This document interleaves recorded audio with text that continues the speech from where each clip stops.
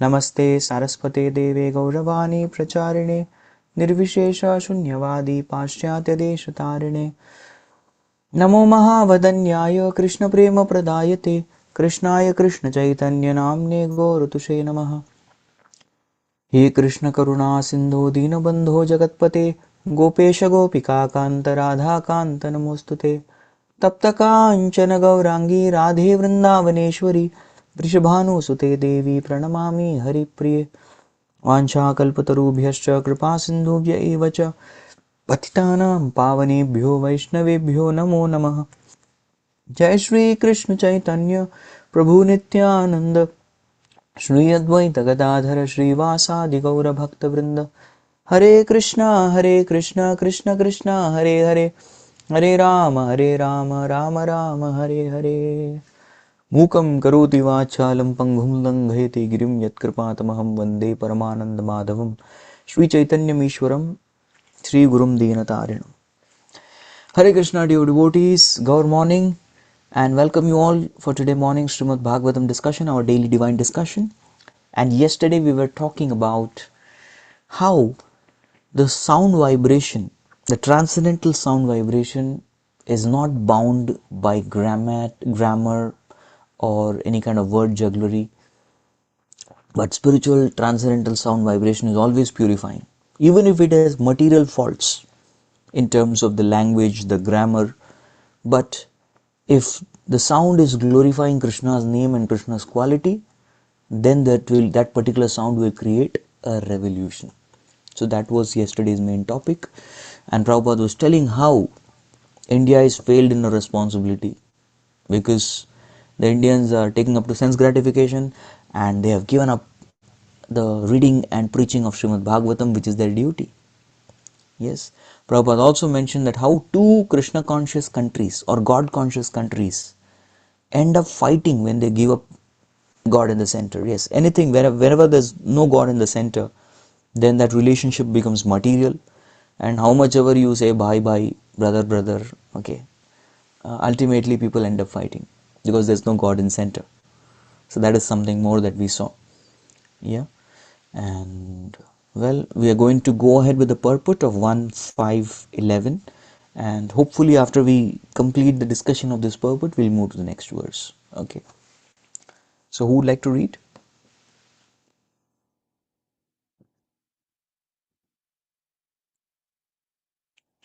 All right, Her Grace Dayamai Radha Prabhu, go ahead.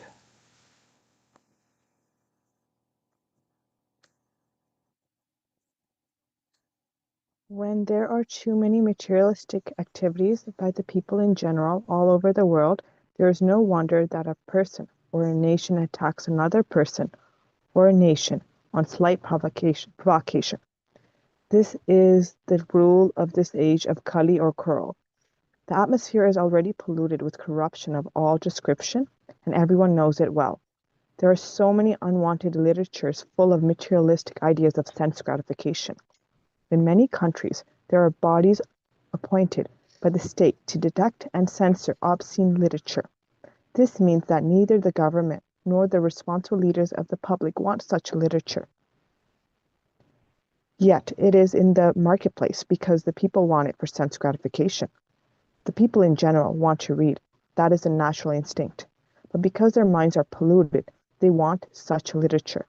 Under the circumstances, transcendental literature like Srimad Bhagavatam will not only diminish the activities of the corrupt mind of the people in general, but also it will supply food for their hankering after reading some interesting literature. In the beginning, they might not like it, because one suffering from jaundice is reluctant to take sugar candy. But we should know. Oh, so sorry. That's okay, Prabhuji. But we should know that sugar candy is the only remedy for jaundice.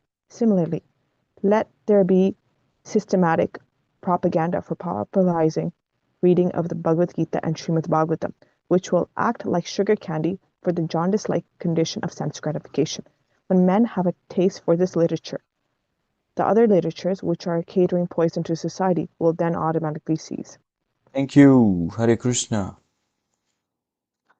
So dear devotees, what is being mentioned here? What is being put here? Today's day and age, people are attached to obscenity and vulgarity. Why? Because whatever is the state of our heart, we will be attracted to that particular thing. If there is impurity within, then one will be attracted to the impurity outside. Right? An impure mind, an impure heart will always be attracted to lusty objects, which increase one's lust. They would like to read lusty literatures, they want to watch lusty movies, and when there is a demand, there will be supply. Although government and the leaders do not want this, but this is very natural. We learn in economics. Wherever there is demand, there will be supply. So demand is there, the desire is there in the living entities because there are anarthas or misgivings or vices in the heart, because of which people are attracted to such a thing. And why does such a thing exist? Prabhupada is mentioning that very clearly, because of lack of higher taste. Yes, lack of higher taste. Vishya vinivartante niraharasya dehinah rasavarjam rasopiyasya param drishtva nivartate. So Lord Krishna mentions about this in the second chapter of Bhagavad Gita, shloka number 59. He talks about this fact that there Vishya vinivartante niraharasya dehina. When there is a lack of contact between senses and sense object, that doesn't mean a person is detached. The taste is still there. There is a taste that one is having to taste the lower objects. But at the same time, rasavarjam rasopyasya, we just don't abstain or restrain from sense gratification. We provide them a higher rasa, param drishtva nivartate. So this is how Bhagavatam works. Yes, when we introduce Srimad Bhagavatam, Srimad Bhagavad Gita to people, yes, then automatically what will happen is, as last verse was mentioning, the crow class people will start becoming swan class people. That is why this Bhagavatam is called Paramahamsa Samhita. It is meant for the Paramahamsa, the supreme swans. So this is how we are creating swan-like population, by preaching Srimad Bhagavatam, introducing Srila Prabhupada's books. So this way we introduce Srila Prabhupada's books, then the lusty tendencies will Bhagavatam will start acting, it will take care. Any preaching program is successful when there is distribution of the holy name and distribution of transcendental literature. Yes, because even Prabhupada said, what can your 2 minutes of preaching do? Give them my book, through them I will preach. So that's what, no matter what kind of program I take, one of the objectives that we always keep in mind is let people get introduced to the chanting and let people get introduced to Srila Prabhupada's books. Let them take it home. Even one book they start reading, and then their lives will start becoming perfect. One of the reasons why we are not making solid devotees, and reasons why Prabhupada times there were solid devotees. You know what's the meaning of solid devotees?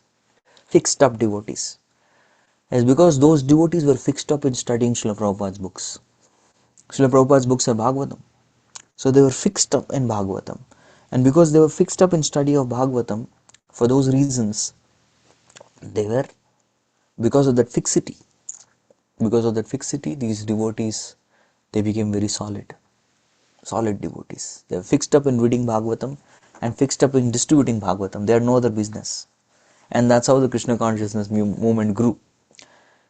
Right? We grow within, we are able to grow the movement outside. Unless we grow within, we will not be able to grow outside.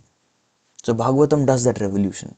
It makes solid devotees, and these solid devotees go out, distribute more Bhagavatam and make further solid devotees. That's a solid program. That's Srimad Bhagavatam. That's how Bhagavatam expands. Right? So whenever we go to a program, the consciousness is Bhagavatam has gone to the program, and we are just gone with the Bhagavatam. Somebody has to carry Bhagavatam. And the same consciousness Prabhupada had. Right? Srimad Bhagavatam is coming to the West, and somebody has to carry Srimad Bhagavatam, so I become an instrument. And if preacher having this kind of consciousness will create a revolution. And that revolution is people develop higher taste. And when you develop that higher taste from crow class taste is garbage taste. They have taste for all the refused remnants of materialistic topics. But the swan class people, they have divine taste. That's why they are called swans. Yes, they are divine taste. So this will be woken up, and Prabhupada is giving. Initially, people will not like it. Yes, you'll find boring. What is this? It looks very boring. It is the same thing again and again spoken. These kind of things will happen. Oh, again and again you have to chant. Prabhu, we like kirtan, but we don't like japa. Yes, because kirtan is more associated with music. That's why we like kirtans. Oh, music is there, right? So kirtan or japa, yes, people like kirtan more. That's no problem with that. At least they're attached to the holy name that way. But ultimately, the purpose of kirtan is to carry the mood and go and perform the japa, chanting of Hare Krishna Mahamantra, Hare Krishna, Krishna Krishna, Hare Hare, Hare Rama, Ram Ram, Hare Hare. We have to perform our sadhana. The vow that we take in front of spiritual master is not that we will do 2 hours of kirtan. The vow is we will chant 16 rounds of Hare Krishna Mahamantra every day. That's the vow we take. Not that the vow is that I will do kirtans. No, what is the vow? Because that's our sadhana, japa. Sankirtan will create the spirit of japa. Yeah, we do the Sankirtan, we get the spirit to chant the holy names properly, along with devotees. Right? So, initially there may not be taste in hearing the holy name or hearing the Bhagavatam. And that's very natural because we are diseased. But what is the medicine for this disease? The medicine for this disease is hearing Bhagavatam.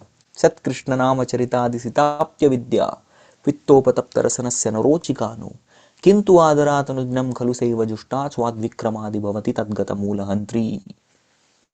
Rupa Goswami has spoken this in the Nectar of Instruction, Shloka number 7. That Krishna Nama Charita Adi, there is no Ruchi. Na Rochikano. We are not having the taste. Why? Sitapya Vidya, because of avidya. Just like a person with jaundice, his tongue is covered by bile secretions which come from the stomach, they rise, everything becomes yellowish because of that. Similarly, a person who is suffering with avidya, Sharira Avidya Jal, we sing this, right, in Mahaprasada prayers. You all recite prayers before we honor Mahaprasad? Yes. So how does it start? Sharira Avidya Jal. Sharira is Avidya Jal. It's a network of avidya. Nescience, ignorance. This is everyone's favorite prayer. Immediately some more devotees turned on their videos. Om Namo Bhagavate Vasudevaya is a prayer that puts everyone to sleep. But this prayer is awakening prayer. Mahaprasade Govinde. Sharira Avidya Jal. Yes. But that is what? Sharira Avidya Jal. We should meditate on the meaning also when we sing. But what we do when we are singing the Mahaprasad prayer, we are meditating on the experience we'll get after the prasad. The prasad comes in contact. What will be that experience? We are meditating on that. But actually, we are supposed to meditate on the meaning. And allow me to meditate on all of your wonderful videos. Please. Keep it on. No matter what you do, keep your videos on so that I remain awake. See, when the audience relish the experience of bhakti, the speaker relishes bhakti. When speaker relishes bhakti, audience will relish bhakti. An audience relish bhakti, speaker will further relish bhakti. And this cycle goes on. And thus we can have Ananda Mudi Vardhanam. Yes, we all can experience unlimited happiness. Right? So please keep your videos on. Alright, so this particular disease will go away. You're not feeling like here. How many of you felt that initially I was not interested in Bhagavatam class, but then slowly we started relishing Bhagavatam? My problem was I was interested in Bhagavatam only of some speakers. Other speakers I found boring. Speakers may present in a monotonous way, but actually the Bhagavatam is an active principle. It's a spiritual literature. We have to go beyond the methodology of teaching. We have to go beyond the style of the speaker who's presenting. We have to go beyond the presentation skills and try to observe the substance. Absorb that. That's maturity. Spiritual maturity is that which goes beyond all these things. Initially, people want more jokes. They want more jokes. They want more masala, more new stories. Yes, more shlokas. But later on, one is satisfied. Look at Srila Prabhupada. He's satisfied with what he's speaking. After one point of time, if you see every senior devotee or speaker, they develop a particular flavor. Yes, and they speak that's the flavor you get. And even if you look at, now people may go to Govinda's restaurant. How many of you go to Govinda's restaurant and order the same dish again and again? Yeah, you won't taste because we are going for that particular taste. Oh, that masala dosa and sambar. Yes, this is what we want. That taste. That taste of sambar, that taste of masala dosa. So people go for that thing. Correct? That particular flavor is something we want to relish. So that particular kinds of becomes fixed. You go to the speaker, this is the flavor you're going to get. There are some speakers, even if it is Bhagavad Gita class, Srimad Bhagavatam class, they, no matter whatever is the class, they will go to Chaitanya Charitamrita. That's where they will start their class with CC. Somehow it will enter into Gaur Leela, Chaitanya Leela, because they are really relishing. That's their inner relish. That's the flavor. Yeah. So some devotees really love Bhagavad Gita. So they are happy. They're very, very convinced of the principles of Gita. You follow Gita, you're going to be successful. Gita has everything. And one sense, Bhagavatam is simply elaboration of Gita. It's a fact. So they go to there. As soon as they remember words of Bhagavatam, they immediately go to Bhagavad Gita and then explain that. Right? But no matter what, so this is the spiritual maturity of the listener, where one is able to see the substance more than the external form. Right? How many of you love rabdi? Rabdi? Sweet? Only me. Nobody else. You don't want? I'll give. Whenever we meet, I can give you. Yes. Now, whether rabdi is poured into a steel bowl or it's poured into a tray. Some people try this like this traditional matka, that pot, right, which condenses and keeps it cold. Or you pour rabdi into a plastic bowl. I didn't want to give this example. What to do? Yes, or a glass bowl. A person who relishes rabdi will taste the rabdi wherever you give. No matter how you present the rabdi, I'm going to relish because I've come for that rabdi. I don't care what is the presentation bowl. So the speakers of Bhagavatam are like that bowl, but that substance is the substance. We are going to get Krishna Prem when we listen to Bhagavatam kintu adarat. We listen to Srimad Bhagavatam attentively, we are going to experience Krishna. It's a fact. So this becomes the consciousness. Then no matter who's giving the class, person is focused on the essence, Paramahamsa. Not bothered whether how many jokes are there in the class, how many new stories are there in the class, how many new anecdotes are there in the class. Yes, are there some special other Purana stories which we have never heard, unheard stories? Yes, more extra Prabhupada pastimes from here and there squeezed out and given. No, we are bothered about substance. Right? And that is why those devotees who listens to Srila Prabhupada lectures, Srila Prabhupada lectures may seem to be very simple, but they are not. They are very deep. When you hear properly, you will understand one line is carrying huge depth, which can bring about revolution in our spiritual life. They are very powerful. Yes. You hear your spiritual master's Vani. Slowly, patiently, calmly, you will see there are unlimited instructions present in one lecture. You hear it just like some people hear in 2x, 3x, yeah. To finish it off, okay, read it. My hearing quota is done. Someone heard the lecture. But no, when we go slowly, detail, we relish more. This is how certain things should be done. You really want to relish prasad, we should have it slowly. Prabhupada would take 45 minutes to relish his meals. Yes. So similarly, you go slowly, you relish more. We have to complete rounds as sadhana, so we do it fast. But I sometimes have this habit of sitting down and just slowly chanting. After my rounds are done, prescribed quota is done, and sit down, Hare Krishna, Krishna Krishna, Hare Hare, Hare Rama, Rama Rama, Hare Hare. Just try to taste, the real taste will come. Similarly, Bhagavatam. First read fully. Even I was told that we need to have this Bihavangavalok. We need to have a bird's eye view of the whole Bhagavatam.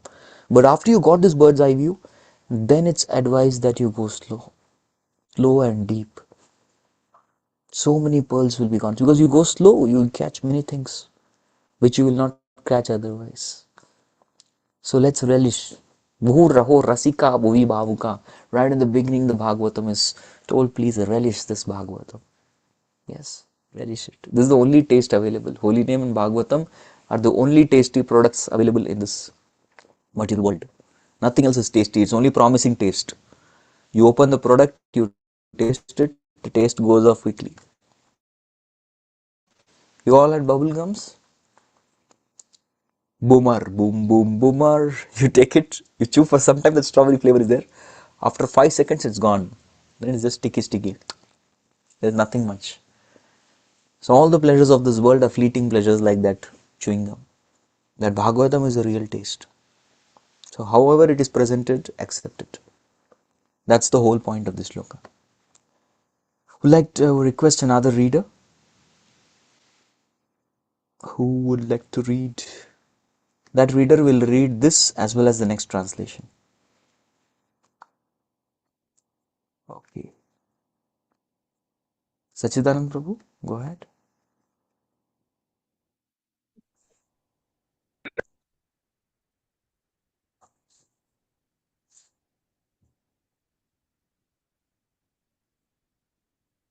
Hare Krishna Prabhu. Yes, we are able to hear you, Prabhu. Go ahead. We are sure, therefore, that everyone in human society will welcome Srimad Bhagavatam, even though it is now presented with many faults. For it is recommended by such an authority as Sri Narada, who have very kindly appeared in this chapter also. Yes. I'll give you a chance to read the next translation also once we read the sloka. नैष्कर्म्यमपि Achyut भाववर्जितं न शोभते ज्ञानमलं निरञ्जनं कुतः पुनः शश्वतभद्रमीश्वरे न चार्पितं कर्म यदप्यकारणम्. You can read the translation, then I will go for the Anvay. Knowledge of self-realization, even though free from all material affinity, does not look well. It devoid of conception of infallible God. What then is the use of fruitive activities, which are naturally painful from the very beginning and transient by nature, if they are not utilized for the devotional services of the Lord? Hare Krishna. Thank you, Prabhu. So what is this sloka telling? In simple words, I'll just simplify it. The 10th sloka, 1.5.10 said that materialistic literatures are for crow class people, swan class people will not accept. Clear? The 11th sloka says that the swan class people will accept Krishna conscious literature which contains holy name of Lord as well as holy fame of Lord, even if it is not presented properly. It has lot of material errors, grammatical errors. This particular shloka tells that even spiritual literatures are useless. Spiritual literatures are useless if they don't contain the holy name of Lord or holy fame of Lord. Krishna's pastimes are not there. Krishna's holy name are not there. They are also considered useless. Spiritual literatures. Spiritual literatures do not have any karmic element in that. But these literatures are referred to the dry philosophical knowledge of jnana. Yes. Even the stage of jnana is useless. What to speak of karma? That is being spoken here. So not only are the words important, if there is no bhakti, everything is useless. Every work is useless without bhakti. So there was one devotee who gave a talk. Yes, he gave a talk in a particular seminar. So sometimes on the name of being acceptable to the common people, we go and present something which is not Krishna conscious. Right? So devotees say, okay, let us go and give one-time program. So the purpose of going and giving this one-time program is that we gain some acceptability, and then later on we will preach Krishna consciousness. That may be the intention, but if you see that in that one-time program, if there is no proper substance, we have to present Krishna consciousness intelligently. Intelligently you have to inject Krishna. That is the job of devotee. A devotee cannot say that, oh, because anyway people are not interested, let me speak from some book like Stay Hungry, Stay Foolish. It's a very famous Goodreads. So I'll speak from this book, Stay Hungry, Stay Foolish. Why? Because people are anyway not interested in Bhagavatam, Bhagavad Gita. I'll speak from there. Then that way, that is the useless, that is 1.5.10, that is crow class literature. And Swan presenting crow class literature is even more disappointing. That's what has happened to Vyasdev. Right?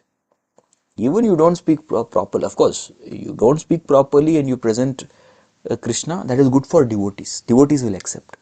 But for newcomers, what we have to do? Newcomers, we have to present Krishna consciousness very interestingly. That's when they will accept. And Prabhupada did that. When Prabhupada was asked, what is this chanting of Hare Krishna? So he said this is an ocean of LSD, because people understand. LSD means that pleasure of drugs. LSD, the drugs. So Prabhupada said Krishna consciousness is ocean of LSD. It was immediately accepted. Here you will get a kick and it comes down when you take LSD. But if you take Krishna consciousness, you stay high forever. So Prabhupada, you very intelligently gave them holy name. A devotee can do that. Right? I normally end my session with a 7-day free trial subscription pack. So people say, what is this 7-day free trial subscription pack? That is, you have to do an experiment of chanting Hare Krishna Mahamantra every day after you get up for 7 days. Yes, try it for 1 week. If you like it, you can continue. Then I tell them there is no question of you not liking it. That is the power. That will definitely happen. So 7-day free trial subscription pack. It's very nice. So even the knowledge of Vedas is useless without bhakti. Then what to speak of somebody speaking some jnana, or what to speak of nishkam karma? That is what is being told here. What to speak of sakam karma? Right? So jnana, nishkam karma, sakam karma. This is the 3 lines. These 3 are useless without bhakti. Naishkarmyam api achyuta bhava varjitam. So what is the statement? Achyuta bhava varjit. Varjitam means not, it's not there. Varjit. Varjit means banned. Yes, just like in flight, they say consumption of alcohol or smoking or e-cigarettes is varjit. In Indian flights, they say in Hindi, varjit means banned. It's not allowed. So achyuta bhava. Achyuta is Krishna, and achyuta bhava, acharyas are translating here. Achyuta bhavana comes when we discuss about the form of Lord, the knowledge about the Lord, the bliss of Lord, how Krishna is Satchidananda. When we have such discussions, achyuta bhava will come. And we don't discuss about the Sat, Chit or the Ananda features of Lord. That discussion is called achyuta bhava varjitam, where there is no achyuta bhavana. Right? Even if bhakti is present in jnana, and one thinks that Lord and bhakti are mixed with Maya, that does not produce liberation. Yes. It doesn't. Liberation can be only got when we have proper conception. Even jnanis need bhakti. When they respect bhakti, respectfully do bhakti, then they get liberation. Yes. Niranjanam, this word Niranjanam comes. Niranjanam means devoid of ignorance. Though one has realized knowledge, what is the use of that alam? Alam Niranjanam. There is no use of that realized knowledge if one does not describe such Chit Ananda features of Lord. Achyuta Bhava is there.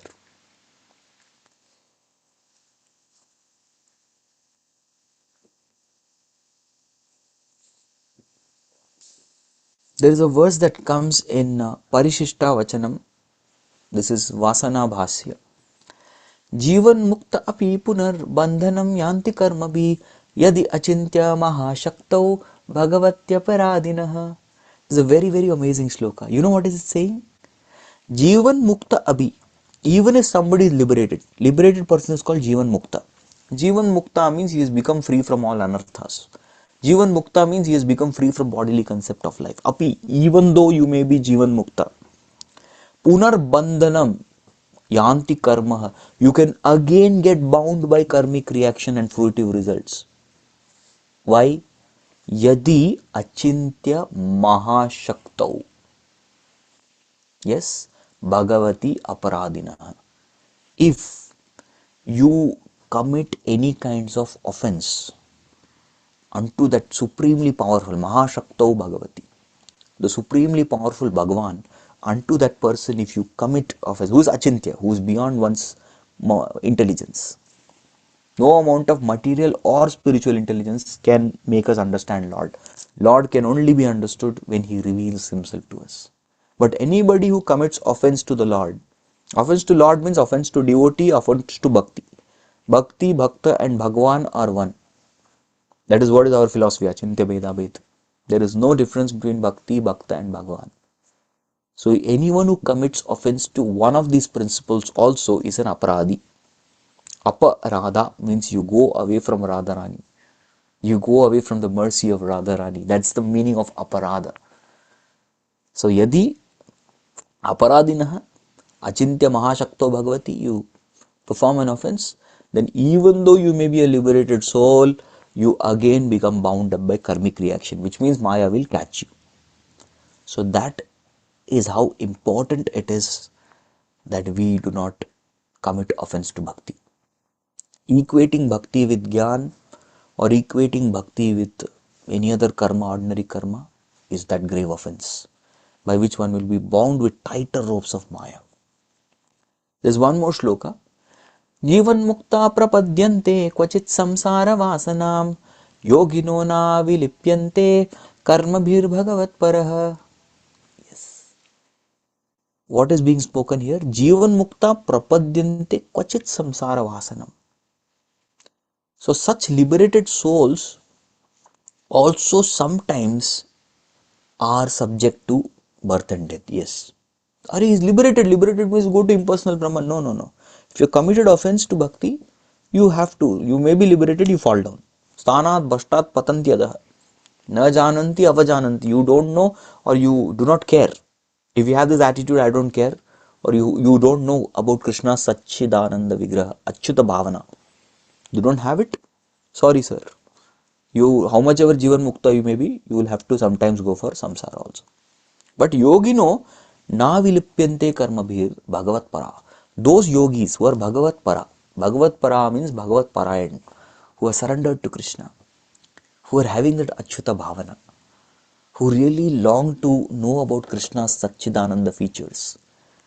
So such yogis na vilipyante karma bhir, they never get entangled by karma. Never happens. And that particular achyuta bhavana is filled in Srimad Bhagavatam. Yes. What does jnana do? Jnanagni dagda karmana. This comes in the 4th chapter of Bhagavad Gita. The jnana will destroy all the karma. Jnanagni sarva karmani bhasmat kurute Arjuna. Yes. So by that jnana is like fire. Jnana agni. What it does? Sarva karmani bhasmat kurute. It destroys all the sinful reactions. It's a fact. Yes. But still, one has to understand that there is a statement that comes in Vishnu Bhakti Chandrodaya. This is a very beautiful statement of Rath Yatra. When Jagannath Rath Yatra, about Jagannath Rath Yatra, it is mentioned in Padma Puran. Yes, sorry, this is another Puran, not Padma Puran, some Puran. The name of the Purana is not mentioned. But in that Vishnu Bhakti Chandrodaya, this verse comes. Nanu vrajati yad mohad vrajantam jagad ishwaram jnanani dagna karma bhi sabhavet brahma rakshasa. You know what is the meaning of this shloka? Vrajantam jagadishwaram. When Krishna is going, Jagadishwara or Jagannatha is vrajantam, he is going in his chariot. Vrajantam, he is going in his chariot. Na anuvrajanti. Somebody is not following the chariot, or he is not going along with the chariot. How many of you see during Lord's Shobha Yatra there is parikrama that goes on? Lord's parikrama you have seen? Anavasa, there is a particular period where the Lord roams around the entire arena. So this particular time, when Lord has this parikrama, one has to, nobody should sit that time. Aarti is going on, no sitting. One should stand up. These are rules. When Lord's Aarti is going, Mayapur you go, if Lord's Aarti is going on, you're sitting down in temple hall, the guards will make you stand up. Get up, get up. They'll make you stand. Except when you're doing Gayatri. If you're doing Gayatri, will not disturb. But otherwise you're sitting, they'll make you stand up. When Lord's Aarti is going on, no sitting, you have to stand. Number one. And when Lord moves, you have to anuvrajam. You have to move behind the Lord. So, na anuvrajati ya moha, because of maya, because of ignorance, because of illusion, your moha, because of moha, na anuvrajanti. You do not follow the Lord, then what happens? Jnanagdi dagda karmadi api. Although jnana in your heart has burned all the karmas, still you will become Brahma Rakshas. Bhavet Brahma Rakshasa. You know, how many of you know what is Brahma Rakshas? Okay, you know, how many of you know what is Rakshas? First of all, who is Rakshas? Rakshasas were born from the backside, the rear end of Brahma, from his buttocks. They were born. They are creatures with horns and big teeth, right? And they are usually causing nuisance to the society. Ravana was half Rakshasa. He was half Brahman and half Rakshasa. Yes, we see Shurpanaka, Rakshasi, Tadaka. They have huge bodies and they have very ghastly bodily features. They are called as Rakshasas. Brahma Rakshasa are different. Brahma Rakshasas are usually souls who are supposed to be pious. They are pious souls, but they live in a ghostly body just because they have committed some aparadha, either to a devotee, either to bhakti or to the Lord. Yes, Bhakta, Bhakti and Bhagavan. To these three principles who has committed an offense, such a person becomes Brahma Rakshas. And they are usually attached to a tree. It's in Vetal. Yeah, something like that. They become attached to the tree and then they will be delivered. There's some clause. Okay, you come and speak. Somebody will come and speak the glories of Tulsi, you will be delivered. Till that time, huge lifetime, they have to stay near the tree. They have become Brahma Rakshas. Somebody will come and glorify the holy name, you will get delivered. Somebody goes and glorifies the Supreme Lord's wonderful pastimes, you will get delivered. Like that. So people become Brahma Rakshas. Although your knowledge has burned all the karma. So this is a famous verse. Tvai, this particular verse comes in the Stuti, the Garbha Stuti. All the demigods, they pray to this, to the womb of Devaki, because Krishna is there. So there they say, Aruya krichrena padam param padam pata patantyado anadrita yushmadangreha. Even if you are situated in Brahma Jyoti, if we are offensive, yes, if you are offensive to the Lord, we fall down. So, jnana is useless without bhakti. What to speak of nishkam karma and sakam karma, right? That's what is being spoken here. Karma is actually the cause of all suffering. Although people think through good karma I will get good enjoyment, no. Abhadram Ishware, you get suffering. At all times, Shashvat.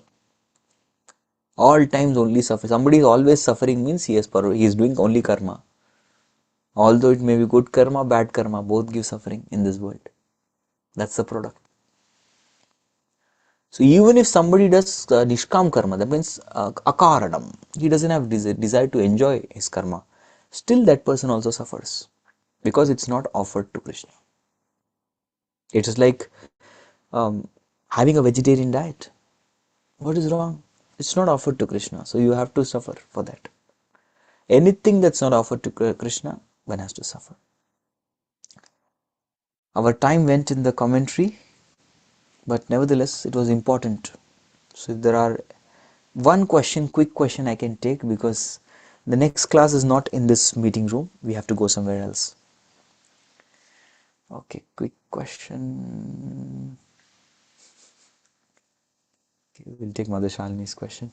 Others with questions, please come there. Yes. Hare Krishna Prabhuji, I just want to know the two verses that you recited, Jivan Mukta 1. Can you just provide the numbers for those? Oh, these come in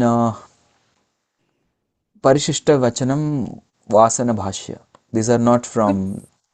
I'll give you the verses if you want. I'll Yeah, put it could in the you chat. post them? I put it in the chat. You can put it in the Balram. Perfect. I Thank put you. it.